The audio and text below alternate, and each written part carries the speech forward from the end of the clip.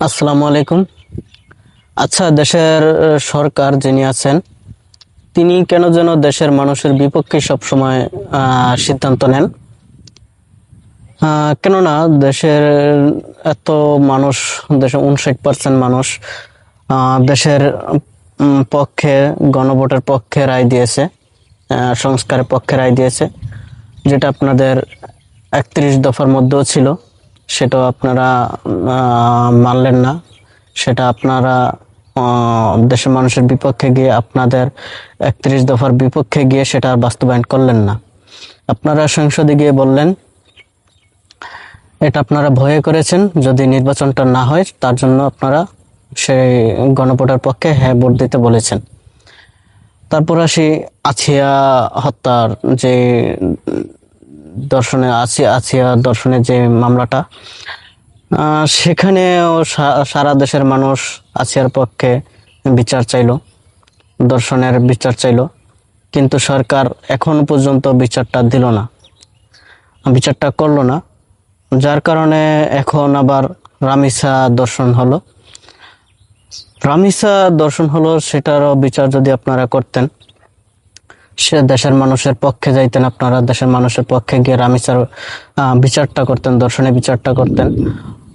যিনি দর্শন করছে সে তো অবশ্যই একটা ঘৃণিত কাজ করছে, তার বিচারটা করা উচিত।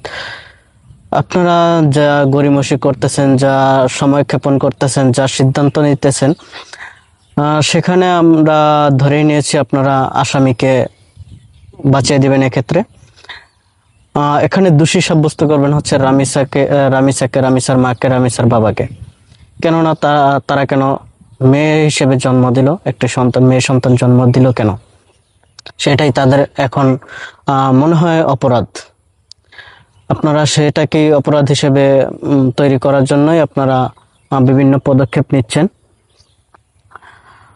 দেশে এরকম চলতে থাকলে দেশে কখনো ভালো কিছু হবে না, উন্নয়ন হবে না, দেশের মানুষের স্বার্থ রক্ষা হবে না।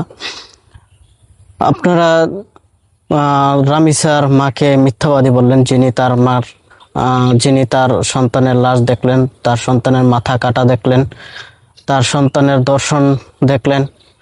দর্শন হওয়াটা দেখলেন, কিন্তু তারপর আপনারা তাকে মিথ্যাবাদী বললেন। কেননা তিনি কেন মেয়ে সন্তান জন্ম দিলেন, এটাই তাদের অপরাধ। এখন আমরা যা বুঝতে পারছি, কেন বিচারটা দিলেন না? কেন আপনারা দালালি করেন, তারপরে চাঁদাবাজি করেন, খুন খারাপি করেন, সেটাতে আপনাদের স্বার্থ থাকতেই পারে।